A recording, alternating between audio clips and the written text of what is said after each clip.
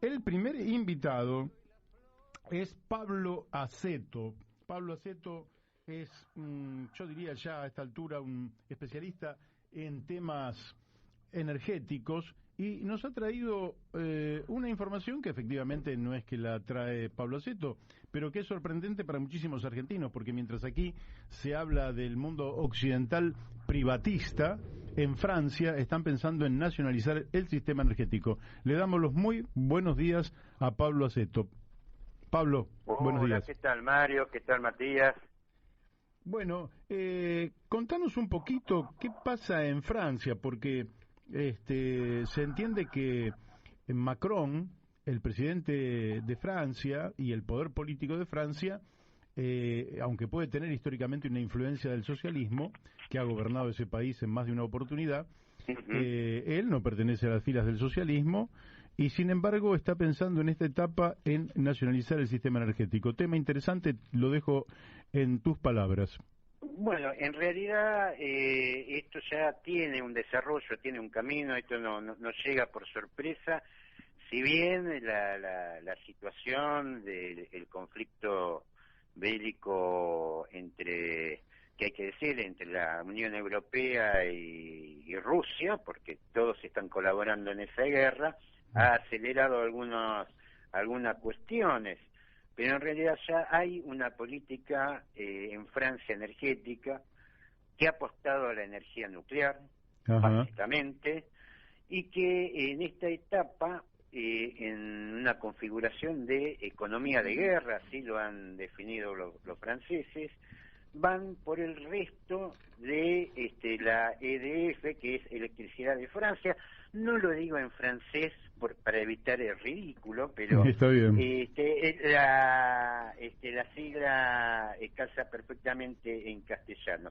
No solamente es en relación con la empresa de generación de energía eléctrica y distribución y transmisión, que ya tiene una parte, ya gran parte de la empresa pertenece al Estado francés, irían por el resto y, lógicamente, no conozco la ley de sociedades de Francia, pero van claramente a sacarla de la bolsa. Es decir, ¿qué es lo que busca Francia? Administrar directamente con una idea estratégica, con una visión de controlar todo lo que es la política energética en función del invierno que viene. Recordemos que ahora estamos en lo que es el equivalente del enero nuestro en Europa. Enero, febrero, para ello es julio y agosto. No solamente van en relación con el tema de la empresa EDF, sino también con todo lo que es la infraestructura de desgasificación y distribución de gas. No es productora de gas Francia, pero sí a tener que por ahí tener que comprar, que casi seguro que lo van a hacer, gas en barco.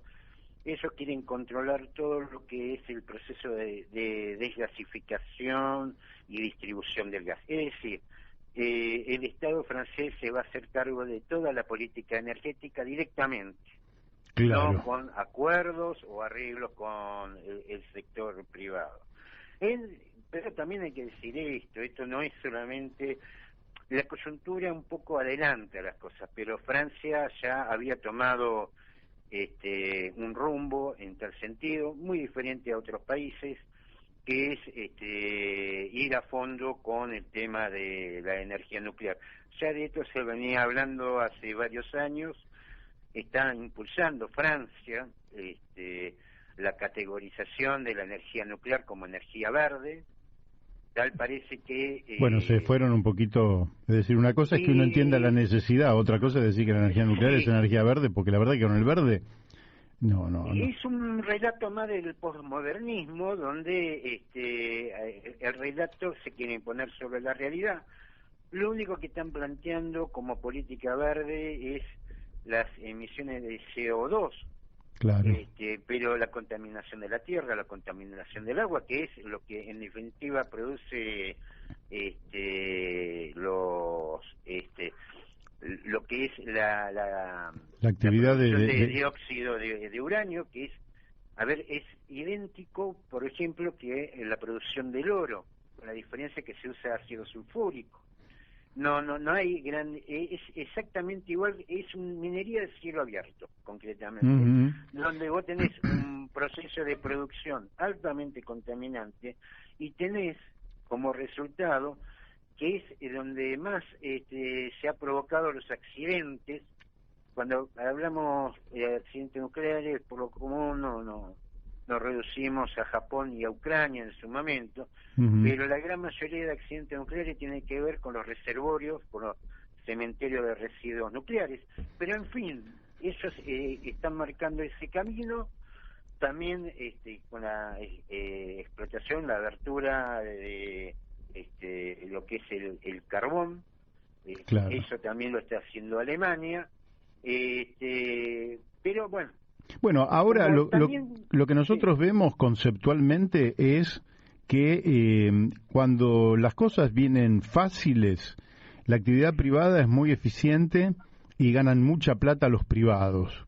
Ahora, cuando las papas queman, aparece papá Estado a poner orden en una situación caótica. Más allá de que el origen sea la guerra en el este de Europa, lo cierto es que ellos que se llenaban la boca con, en general, Occidente, con el neoliberalismo, hoy aparecen que cuando llega la hora de la verdad, sin Estado, ninguna de esas sociedades podría vivir. ¿Y qué está pasando, te pregunto? Porque vos dijiste están en verano, con lo cual el consumo energético se supone que es inferior al del invierno, pero están teniendo temperaturas récord históricas. Bueno, se están gastando las reservas. Justamente, tanto Alemania como Francia ejecutaron embargos sobre las reservas que tenían las distintas subsidiarias de Gazprom.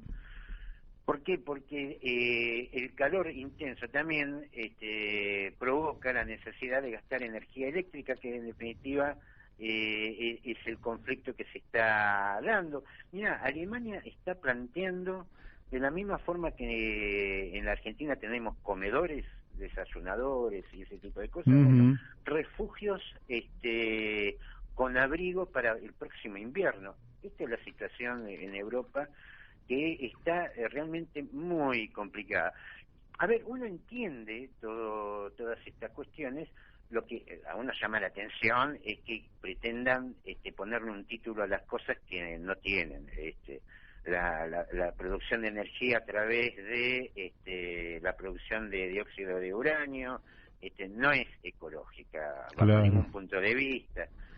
Más allá que uno puede entender la situación, que hay que entenderla en el marco, porque el capitalismo, el combustible del capitalismo siempre fue el petróleo. Hay, mira, una información que no se está analizando. Por ejemplo, el tema de Dubái y Emiratos Árabes Unidos. ¿Por qué razón no proveen ellos el combustible necesario para Europa? A ver, que no están ¿y llegando? por qué no? Debe ser que no están llegando, no tienen capacidad para abastecer a Europa, por lo que entramos en una etapa donde la discusión sí, petróleo sí, petróleo no, ya está quedando sobrepasada por la falta de petróleo. Evidentemente no están pudiendo, no hay generación de stock suficiente para abastecer a Europa. Recordemos que toda esa región se explota petróleo desde finales del siglo XIX. Claro. Hay ya señales claras de que cada vez cuesta más encontrar petróleo, cada vez cuesta más generar los stocks para su comercialización. Pablo, ¿y esto no fortalece la posición de Rusia, que todavía tiene yacimientos de gas y de de petróleo, de hidrocarburos muy grandes? Los contratos que hizo Rusia con China le están garantizando 90 años de gas natural a través de lo que son los gasoductos Fuerza de Siberia 1, se está construyendo Fuerza de Siberia 2. No hay información, seguramente hay toda una clasificación de seguridad nacional alrededor de eso, pero no está manifestando problemas en ese sentido.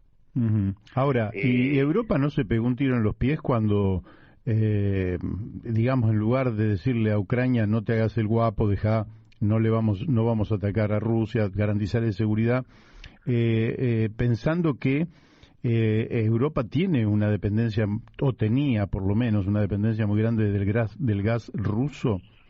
Mira, ahora tiene un paro técnico en Nord Stream 1, que ya estaba programado. No se sabe si se va a reactivar, porque en tanto Europa sigue enviando armas a Ucrania. No creo que Rusia esté muy contenta de facilitarle gas.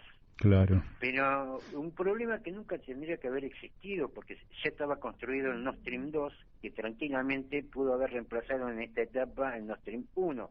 Sin embargo, Alemania no lo habilitó y está sufriendo las consecuencias. Es parte de la sumisión de la Unión Europea a las políticas tanto de Washington como de Londres, a pesar de que Londres se fue de la Unión Europea. Ha dejado como una especie de huevo de serpiente ahí, y hoy Europa se encuentra en el problema de favorecer las políticas de países que no están en el medio del conflicto y que ni siquiera tienen que poner el cuerpo. Alemania hoy tiene balanza comercial negativa. Impresionante. Producto de la compra de la importación de energía básicamente de Estados Unidos. Claro, o sea que sí, se han pegado un tiro en los pies por subordinarse a las políticas de Washington. Francia y Alemania parece que no han aprendido de que siempre que juegan contra Rusia salen mal. Así es, sí, es cierto. Me parece que no hubieran aprendido una lección que tiene más de 200 años, ¿no? Porque claro, es un país muy grande y lo quieren dividir para hacerlo, para domesticarlo, y eso es una idea totalmente errada, ¿no? Pero bueno. Aparte es el socio natural de Europa, ¿no?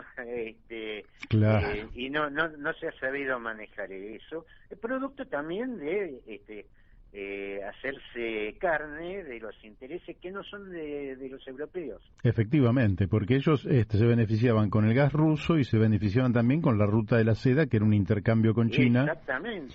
Pero Estados Unidos tenía que bombardear eso, y la guerra en Ucrania era una necesidad imperiosa para ellos, y bueno, ahí la tienen. ¿Qué deberíamos hacer nosotros como Argentina?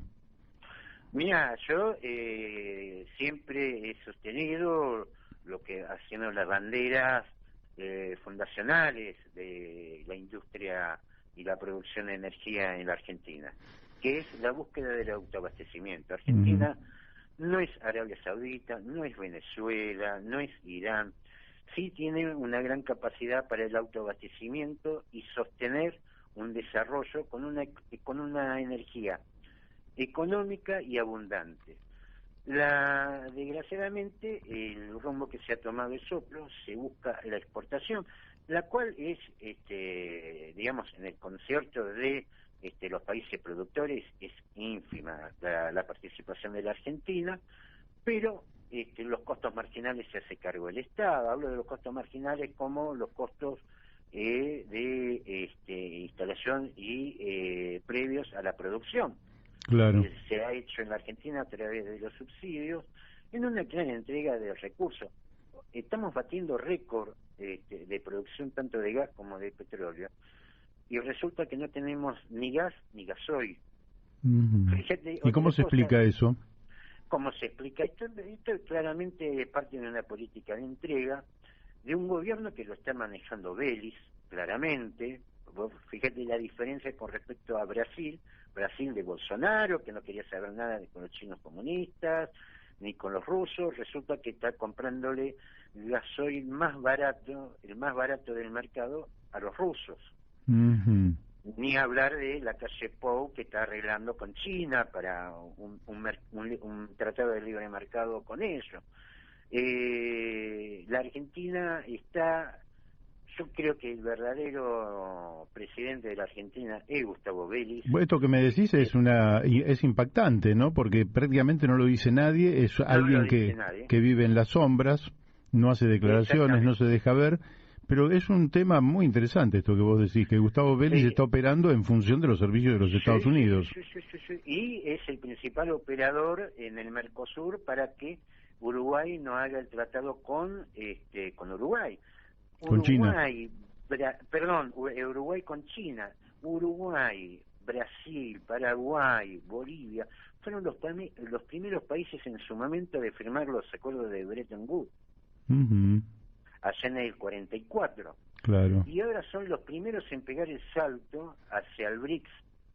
Evidentemente, ¿por qué también? Porque son economías complementarias.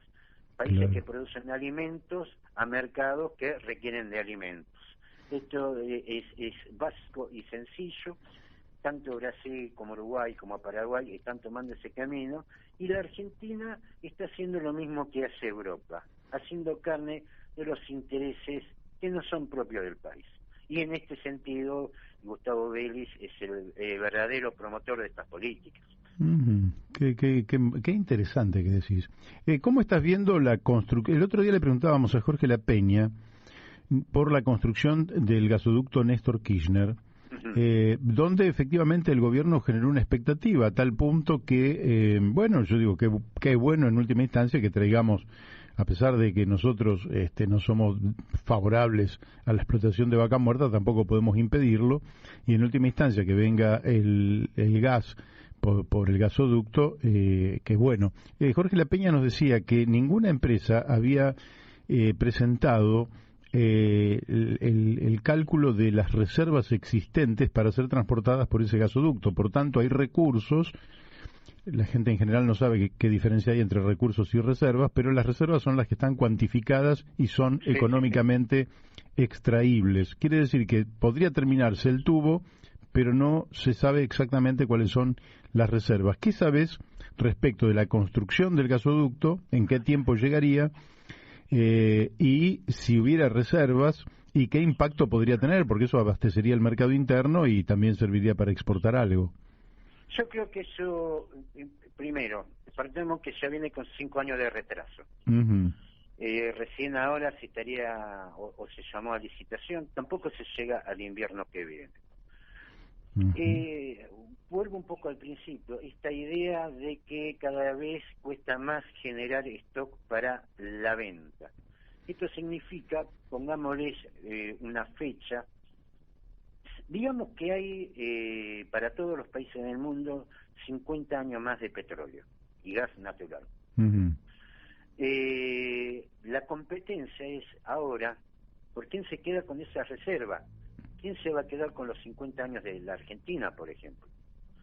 Y un país en recesión, un país que no se desarrolla, entre otras características, no consume energía y está para ser aprovechada por otro. Esta es un poco la discusión que se está dando, a ver quién se queda con 10 años de la Argentina, 5 años de Bolivia, 20 años de Venezuela. Esta es, a ver, por ejemplo, el gasoducto de la costa, que tendría que abastecer a Mar del Plata, tiene ya casi 10 años de atraso. La línea de 500 kilovatios que tendría que venir de Bahía Blanca acá está parada desde es un proyecto del 2014, todavía no se completó, cuando está acá cerca. Hay, para mí, esto no es información, sino es conjetura, no desarrollar el país, no desarrollar el gasto de energía, porque hay claramente una política de entrega en relación con los recursos naturales, que cada vez se intensifica más. Hay una bandera de soberanía energética que dice que tenemos que explotar los recursos en el mar adentro, las famosas offshore, y resulta que las concesiones son extranjeras. Claro. Es cierto, el 6% de retenciones es mucha plata. Imagínate lo que debe ser el 94% que se lleva. Claro. Digamos que es menos que la propina que se calcula en el 10% para el mozo. Estamos hablando de... Claro, nos dejan una propina del 6%. Esta también es una discusión que hay que dar en relación, por ejemplo, a lo que es la producción del campo. Porque las retenciones, ¿en dónde terminan? Terminan en una bolsa de libre disponibilidad de divisas para que estas empresas puedan girar las ganancias. Claro. Entonces, digamos, acá hay una discusión que nos está dando, se está discutiendo muchas cosas chiquitas, estamos discutiendo los planes sociales que en definitiva son el 0,2% del PBI, y no estamos prestando atención sobre el 8% de fuga de capitales, entre los cuales están las petroleras, están los bancos también, los bancos extranjeros, y damos círculos alrededor de las migajas, como hay un viejo dicho inglés que dice listo para los peniques, tontos para las libras, ¿no? Claro, sí, me ocupo de los centavos, pero no de los pesos. Claro, es lo que nos pasa a los argentinos, es decir, discutimos siempre cuestiones menores. Siempre estamos discutiendo, sí. Claro, y bueno, la última que te hago, porque vos en este panorama, yo hace 12 años atrás estuve en Bolivia, y bueno, en un momento miré la televisión y vi un programa donde hablaba un especialista en geopolítica, cosa que en la República Argentina jamás vi a un especialista en geopolítica hablando por televisión. Al principio me llamó la atención porque ellos ponían en el centro del mundo a Bolivia, y yo decía, estos tipos, en fin, nos están vendiendo. Pero de pronto caí en la cuenta de que efectivamente la geopolítica de ellos es poner a Bolivia en el centro del mundo y pensar el mundo y su inserción a partir de Bolivia y no a partir de otros países. ¿Por qué en la Argentina no se desarrolla la geopolítica como una disciplina que sea además de conocimiento de todos los argentinos? No es un problema de estas generaciones, es un viejo problema argentino. Hubo una generación del 80, una generación de mitad del siglo XX, que uno le puede estar de acuerdo o no con lo que planteaban, pero eso tenían una visión de país. Acá se ha perdido completamente la visión de, con todo esto que tenemos, qué es lo que vamos a hacer, si vamos a hacer un país o qué, o una simple almacén de recursos primarios.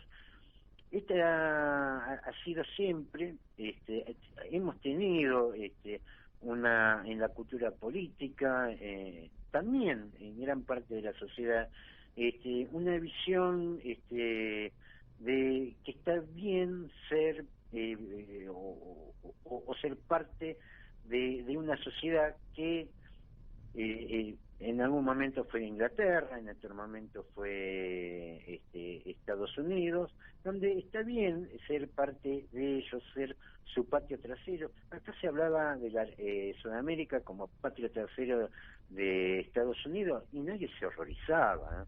Claro, sí. Esto es una realidad, es un problema que no tenemos como sociedad, porque lo de Bolsonaro y la calle Pou, si hubiera estado en su momento Lula o el Pepe Mujica, todos hubiéramos dicho los izquierdistas, pero no es ni Lula, no es ni Bolsonaro, no es ni la calle Pou, son políticas que en definitiva están institucionalizadas, que esté quien esté, termina torciéndole el brazo y pone el rumbo, en estos casos, el caso de Brasil, el caso de Uruguay, en defensa del interés nacional. Correctísimo. Nosotros no.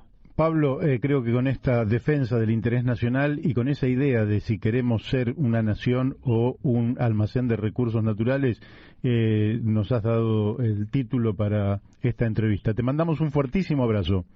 Un abrazo, un saludo a Matías también. Saludos, Pablo. Bueno, muchas gracias. Bueno, hemos hablado con Pablo Aceto, ustedes lo han escuchado.